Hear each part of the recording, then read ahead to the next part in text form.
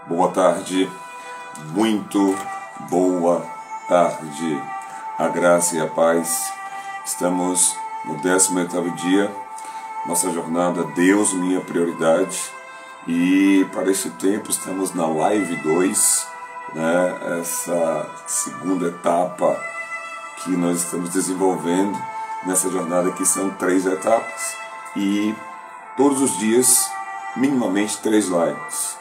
Chegando a ser 4 lives quando, logo muito cedo, nós fazemos uma chamada, logo na madrugada, para que as pessoas que já estão de pé se envolvam com a ambientação de louvor, revelação da palavra, sensibilidade para com a presença de Deus.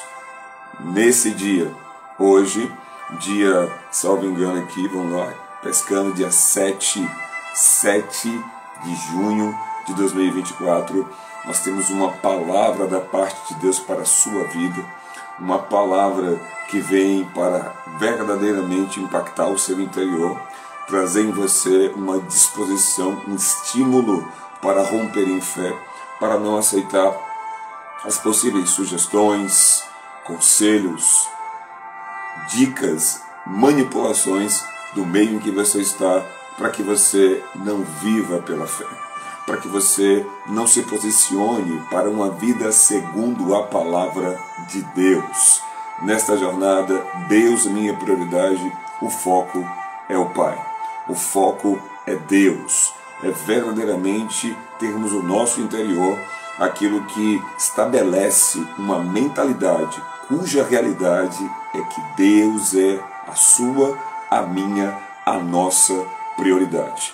E para isso, nós tivemos que passar por um tempo para sermos despertados, para percebermos que diante da vida que levamos, quando não temos verdadeiramente um senso claro sobre a realidade de Deus ser a nossa prioridade, nós entendemos, por conta das leituras que fazemos, por conta das vezes que ao longo da semana, uma vez na semana, 2, quem sabe 3 vezes, que frequentemos o templo, que frequentemos ali a congregação, paramos em um determinado momento para entoar louvores, cânticos, ouvimos a palavra, de repente até trocamos um versículo ou outro com o irmão, mas você sabe, no seu dia a dia, nem sempre ou quase nunca, a prática da palavra é uma realidade presente na sua vida.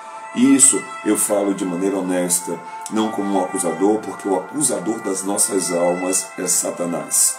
E nesses dias ele está sendo combatido veementemente por uma disposição de fé de nos desembaraçarmos de tudo que de alguma forma estava ocupando o lugar de Deus na nossa mente, no nosso coração, nos nossos sentimentos, nos nossos relacionamentos, porque todas as áreas da nossa vida precisam refletir a abundância de vida que é resultado de Cristo ser de fato a nossa vida, ser o nosso Senhor, o nosso Salvador. E nesta condição em que Ele vive em nós, nós não podemos esquecer que enquanto Ele esteve entre nós, em carne e osso, materializado, caminhando no nosso meio, Ele priorizou o Pai. Ele dizia: eu falo tudo que ouço o Pai falar. Eu faço tudo que vejo o Pai fazer. E em João capítulo 4, salvo engano, no versículo 27 ou 37, algo por ali, o Senhor, Ele traz uma declaração poderosa. Uma declaração em que Ele diz que uma comida Ele tinha para comer e que as pessoas, os discípulos naquele momento não entendiam, não sabiam que comida era essa. Mas Ele fez questão de deixar claro qual era o seu alimento. Ele fez questão de deixar claro aquilo que o sustentava. E Ele disse: a comida que eu tenho para comer é fazer a vontade daquele que me enviou e cumprir a sua obra. Sendo dessa forma, ou entendendo desse jeito, Jesus era alguém sustentado por fazer a vontade de Deus. Não foi por acaso que Ele nos ensinou, no momento em que os discípulos pediram: Mestre, ensine-nos a orar. Pois João ensinou os seus discípulos. E quando ele então discorre o conteúdo daquilo que seria a base da comunicação, de um relacionamento íntimo com Deus, ele nos apresenta Deus como nosso Pai. Ele nos traz a revelação de que o nome do Senhor é santo, ele é inigualável, é incomparável. E de que nós, diariamente, ao declararmos Pai Nosso, que se encontra nos céus espirituais, santo é o seu nome, ele diz, venha o teu reino. Ele nos ensina a invocarmos o reino de Deus. E ao invocarmos o reino de Deus, isso tem um objetivo. Essa orientação, ela tem um porquê. E o porquê de invocarmos o reino é porque o reino é a ambientação onde a vontade de Deus se cumpre na terra como ela se cumpre nos céus. E verdadeiramente, alguém, para experimentar essa realidade contínua, presente, vigorosa, vibrante e intensa em sua vida, essa pessoa deve estabelecer um relacionamento prioritário com o Espírito Santo. Tudo para nós hoje, a igreja gentílica, a noiva que aguarda o seu noivo, tudo para nós começa com a pessoa do Espírito Santo. Porque ele veio como o outro que ficaria no lugar de Jesus, que nos prepararia para a sua volta, que estaria nos lembrando tudo aquilo que Jesus havia ensinado. E que, por sinal, seria aquele que nos guiaria em toda a verdade, para que pudéssemos nos manter em liberdade. Porque na medida em que passamos a conhecer a verdade, não como um conceito, não como uma ideia, não como talvez um senso acadêmico, em que pessoas que buscam, através da sua capacidade intelectual, chegar a um conceito, uma definição do que é a verdade foi definida para nós como uma pessoa. Disse Jesus, conhecereis a verdade vos libertará.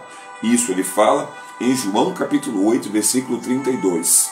E, a respeito desse momento, a palavra, ou melhor, o verbo conhecer, ele é um verbo que também é usado na aplicação sinônima, na relação íntima de um homem com uma mulher. Adão conheceu Eva e gerou Caim. Nós recebemos a palavra como uma semente. O nosso coração é como um útero ou um terreno fértil, para que quando a palavra seja recebida, para que quando a palavra seja semeada, depositada, ela possa brotar, ela possa vicejar, e com base nesse crescimento do broto, ele então possa frutificar. Contudo, quando avançamos no capítulo de João, do capítulo 8 para o capítulo 14, a verdade toma agora um outro contorno. A verdade não somente é resultado, porque quando Jesus fala no versículo 32, para entendermos bem o que é a verdade, colocada naquele momento, que produz a liberdade, ele fala no 31, se vocês permanecerem nos meus ensinamentos, então, versículo 32 começa, conhecereis a verdade e a verdade vos libertará.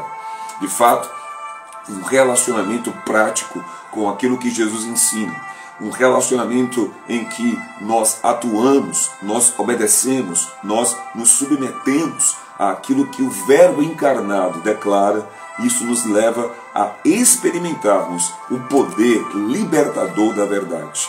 Só que ele, lá em João capítulo 14, versículo 6, avançando do capítulo 8 para o versículo 14, ele traz uma revelação bombástica, poderosa, estarrecedora, algo que traz um desvendar, uma revelação que deixa claro para nós que não devemos ficar buscando fora, por meio de conceitos, o entendimento sobre a verdade, porque então, quando Jesus é questionado a respeito do Pai, por um dos seus discípulos que diz, Senhor, mostra-nos o Pai, e isso nos basta. Ele disse, há tanto tempo estou com você, salvo engano é Filipe, e você me pede, mostra-nos o Pai, quem vê a mim, vê o Pai. Então ele diz, eu sou o caminho, eu sou a verdade, e eu sou a vida. Eu sou a verdade.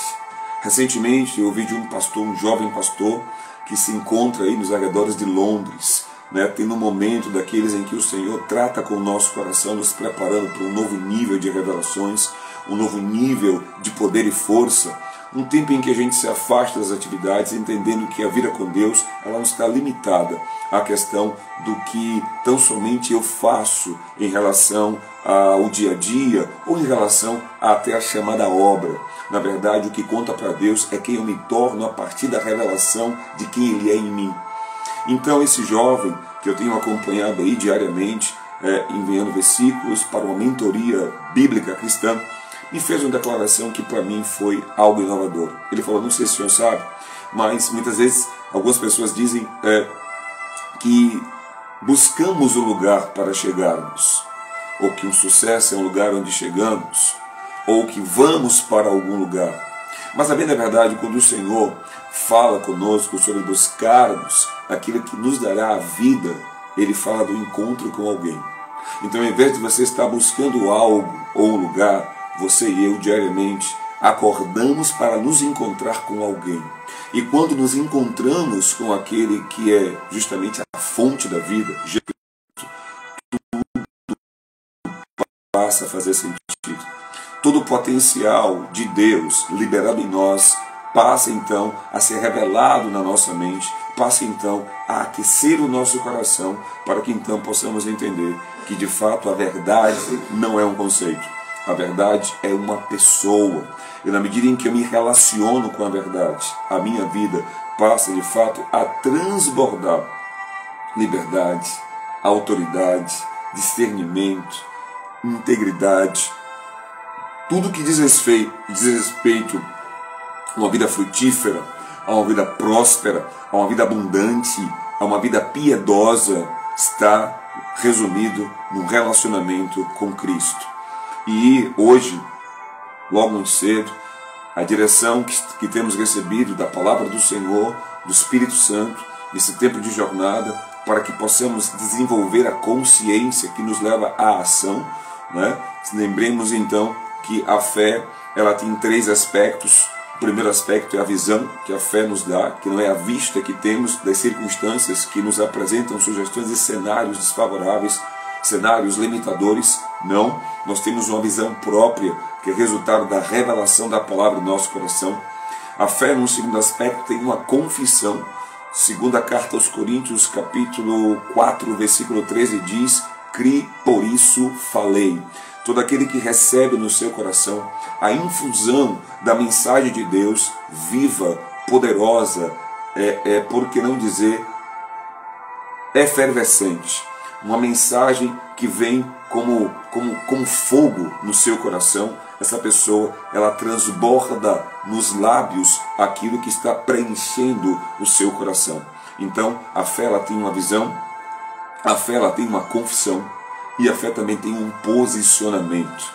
Todos aqueles que são movidos por uma mensagem específica, personalizada, de Deus ao seu coração, é alguém que passa a ter a necessidade de agir. A pessoa, ela tem a mente completamente envolvida por uma revelação de novidade que lhe traz uma nova atitude, algo que a faz de fato por conta do caráter de Deus e por conta do impulso gerado pela palavra, por conta da sensibilidade à presença do Espírito, que nos guia em toda a verdade e que está aqui para nos dirigir por caminhos com os quais possamos desfrutar da presença de Deus. Não podemos ficar parados, não podemos ficar contemplativos. Nós não somente vemos a partir da revelação, nós não somente confessamos aquilo que a revelação traz ao nosso coração, mas nós também nos posicionamos. Nós agimos de conformidade para que de fato possamos desfrutar do resultado, porque a fé sem obras é morta. Num princípio físico trazido por Newton, toda ação, ela precisa trazer uma resposta, não somente no tocante à adversidade que pode ser gerada no combate ou no embate espiritual, mas no resultado, na resposta de Deus à vida e ao coração de todos aqueles que creem. E porque seguindo as suas instruções, 9, versículo 11 diz que receberão recompensas todos aqueles que seguirem a instrução da palavra de Deus. Então hoje, como direção para a live 2, na live 1, nós meditamos sobre Romanos 12:2. Entendemos que todos aqueles que priorizam Deus são aqueles que não seguem o mundo, são aqueles que não se deixam levar pela influência do mundo, mas antes, segundo aquilo que o apóstolo Paulo declara em Romanos 12:2, essa pessoa, ela rejeita os decretos, as influências, as manipulações, as orientações, não se deixa moldar pelo mundo, mas antes, essa pessoa, ela passa a ter a renovação da sua mente, do seu entendimento, que promove na sua vida uma transformação. A semelhança de uma lagarta que se arrasta e que por um tempo sobe numa árvore e ali ela se dependura num galho e ali é formado um casulo e por um tempo ali nós não vemos o que acontece dentro do casulo, mas uma metamorfose, uma mudança de forma acontece. Antenas crescem, patas crescem, um par de asas crescem. E então, no tempo devido, esse casulo ele se torna seco. Essa antiga lagarta, agora chamada de borboleta, ela então rompe esse casulo e ao invés de se arrastar, agora ela vai alçar altos voos. É isso que Deus tem para a sua vida e para a minha vida, quando então ele se torna a prioridade para nós. É essa mentalidade que é desenvolvida. Você deixa de se arrastar, você deixa de ser alguém que tem um formato de vida descaracterizado do relacionamento e passa a ser alguém que tem uma vida resultante do relacionamento com Deus. Esta vida é uma vida de poder, é uma vida de autoridade, é uma vida de prática, de confissão da palavra, é uma vida de resultados, cujos resultados em que o próprio Deus é aquele que manifesta na sua vida esses resultados. Então, fica agora a resposta para uma pergunta que nós não percebemos, mas ela foi feita na live 1. Na live 1 eu declarei, bom, Paulo ele afirma, ele nos dá uma ordem, não é uma sugestão. Ele não diz, se você quiser, não olhe para o mundo, não se molde ao mundo, não aceite os decretos. Ele é claro em trazer uma ordem, é um imperativo negativo. Não se moldem a esse mundo. Não aceitem os ensinamentos, os decretos, aquilo que vem estabelecer como você vai se comportar, como você vai agir, como você vai reagir, como você vai pensar. Não aceitem. Não olhem para o mundo, não tomem a forma do mundo. Bom, para nós é muito claro o entendimento daquilo que não temos que fazer. Mas o que temos que fazer então? Se eu não vou olhar para o mundo, se eu não vou me moldar ao mundo, se eu não vou ceder à influência do mundo, obviamente, sem que você perceba, na declaração de Paulo, está implícita no direcionamento para a resposta à pergunta que estou fazendo.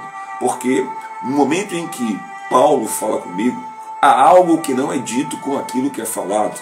Eu geralmente pergunto para as pessoas e por vezes elas ficam um tanto pensativas, sem entender inicialmente o que quero delas como resposta. Quando eu digo, o que o apóstolo Paulo não falou com o que ele disse?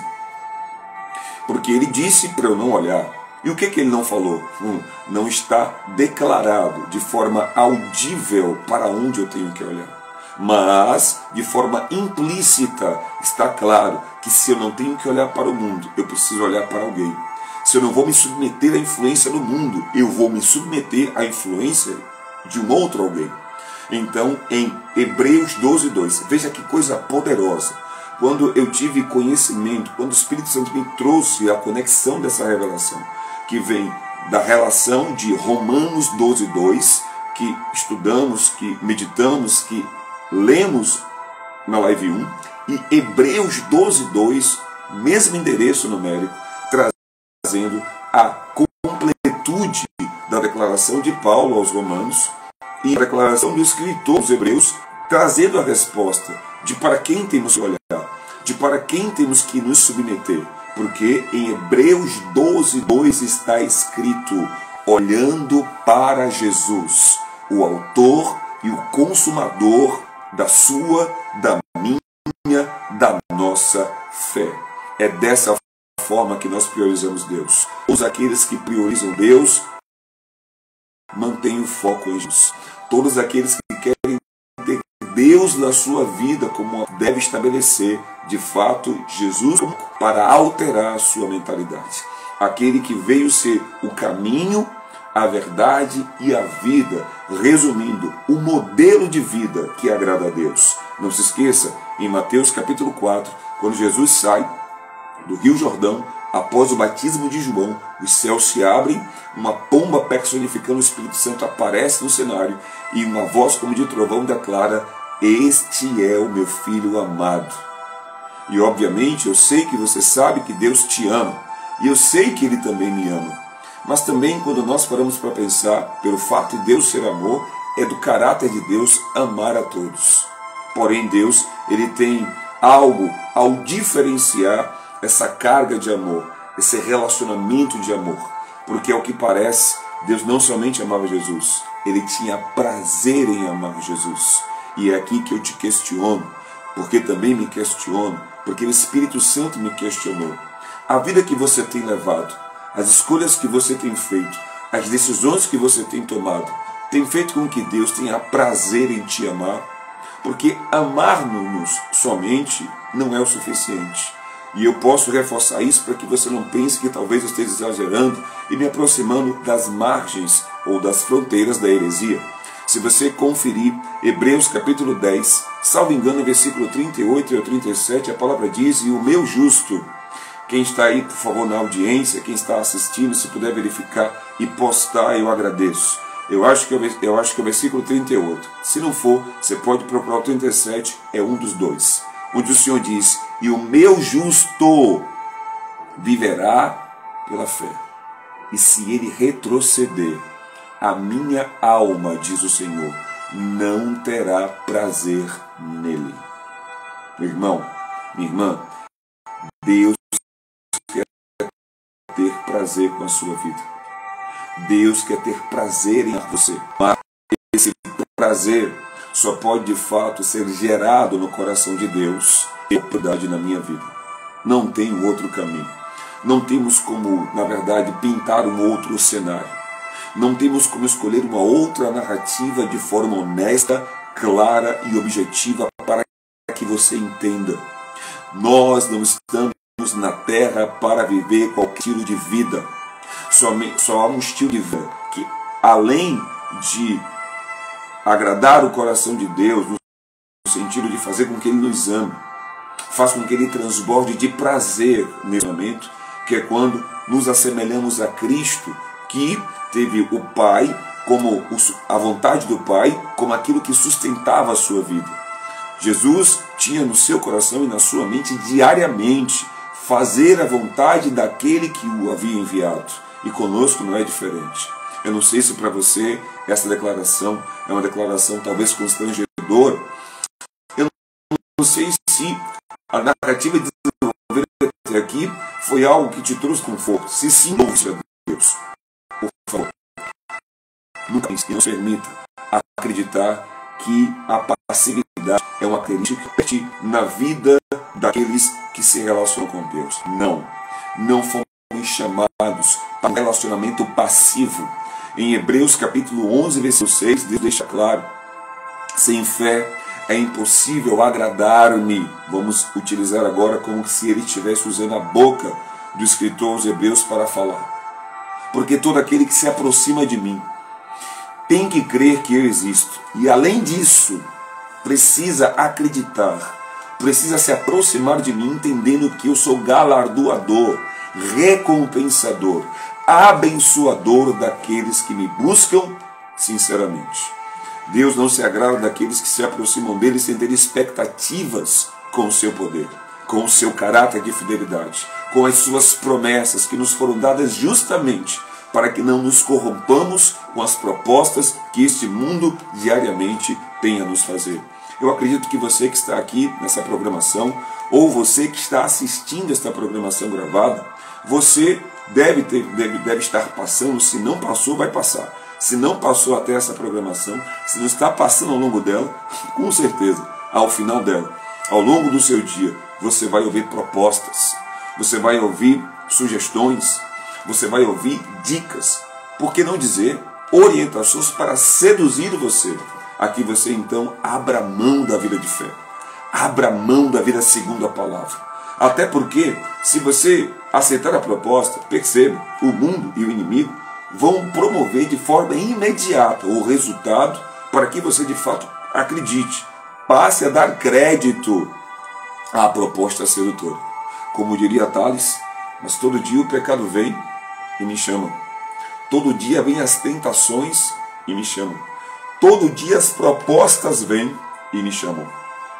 Mas ele, no ápice do seu cântico, do seu hino, do seu louvor, da sua música, da letra, dessa experiência, da sua vida com Deus, ele diz: mas eu escolho Deus.